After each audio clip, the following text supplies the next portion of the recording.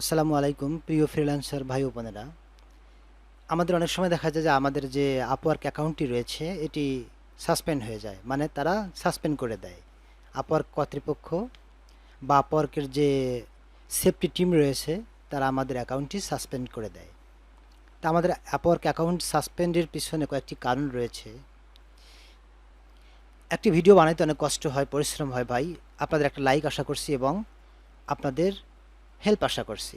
অবশ্যই চ্যানেলটিকে সাবস্ক্রাইব করে পাশে থাকবেন। ধন্যবাদ। এর ভিতরে প্রথম যে কারণ বা কয়েকটি কারণ আমি আপনাদেরকে বলছি।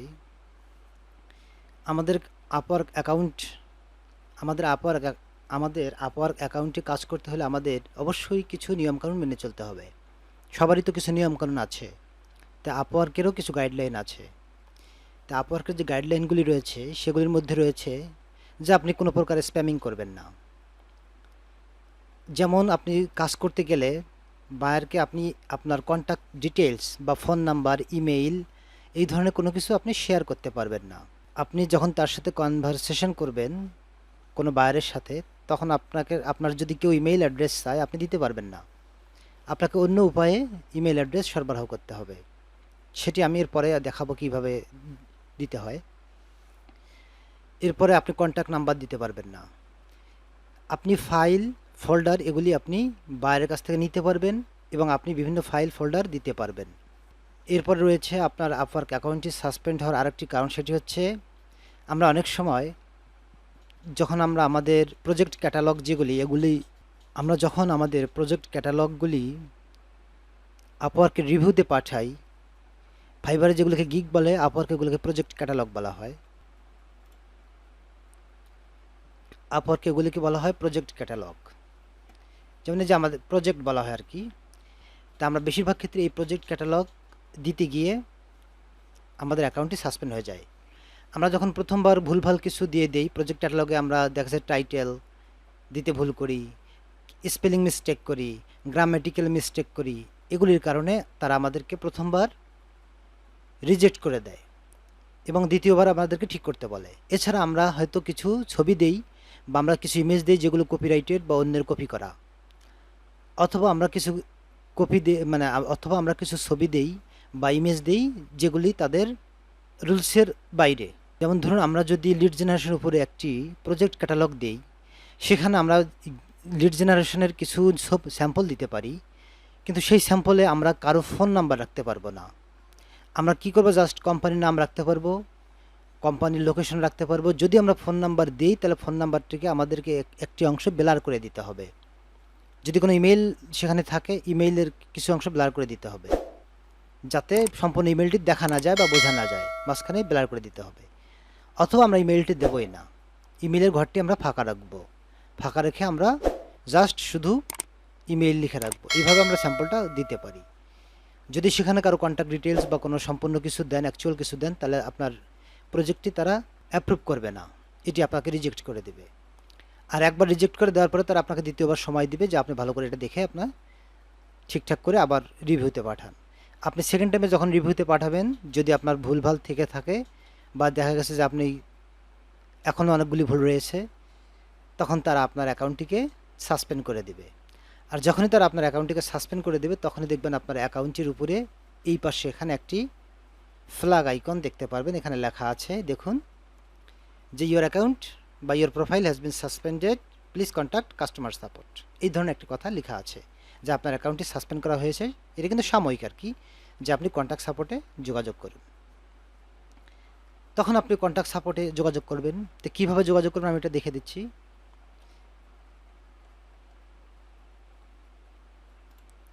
আপনি সেখানে একটা লেখা থাকবে, দেখবেন আপনি এখানে একটা লেখা আছে, দেখুন, প্লিজ কন্ট্যাক্ট সাপোর্ট। আপনি কন্ট্যাক্ট সাপোর্টে ক্লিক দিয়েও যেতে পারেন, অথবা আপনার অ্যাকাউন্টের নিচে এই জায়গাতে দেখবেন হেল্প সেন্টার।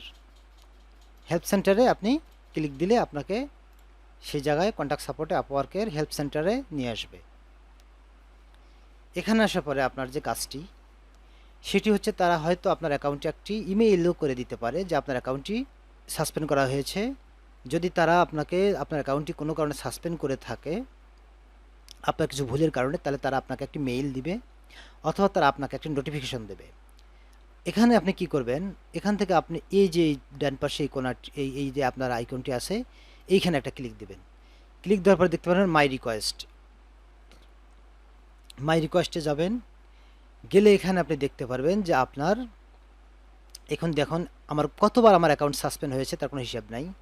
আর যতবার সাসপেন্ড হয়েছে আমি ততবারই ঠিক করে নিয়েছি। আমার 1 মাসের মধ্যে 3 বার অ্যাকাউন্ট সাসপেন্ড হয়ে গেছিলো। দেখুন এখানে account restricted, Upwork profile violation, group conversation, dispute case, contact, এগুলো আমার অন্যান্য কাজ। এই প্রোফাইল ভায়োলেশন, তারপরে এরকম প্রোফাইল ভায়োলেশন অনেকগুলি রয়েছে। এখানে আপনি দেখতে পারবেন যে আপনার যদি প্রোফাইল ভায়োলেশন হয়ে থাকে তাহলে আপনি সেটা এরকম দেখতে পাবেন, এক স্ট্যাটাস এই জায়গায় রয়েছে, স্ট্যাটাস এই জায়গায় এখানে আমার সলভ লেখা আছে, আপনার থাকবে ওপেন। এরকম আপনার একটি থাকবে, এরকম একটা আইডি থাকবে, এরপরে সাবজেক্ট কোন বিষয়, তারপরে কয়দিন আগে হয়েছে সেটা দেখাবে এবং অ্যাক্টিভিটি দেখাবে এবং স্ট্যাটাস দেখাবে ওপেন। আপনি যেটা ওপেন থাকবে, সলভ যেগুলো থাকবে বলে না, যেটা ওপেন থাকবে আপনি কি করবেন সেটাতে ক্লিক দেবেন। মনে করেন আমি এটাতে ক্লিক দেবো। ক্লিক দেওয়ার পর আপনি দেখতে পারবেন যে তারা আপনাকে একটি মেইল করেছে বা মেসেজ দিয়েছে।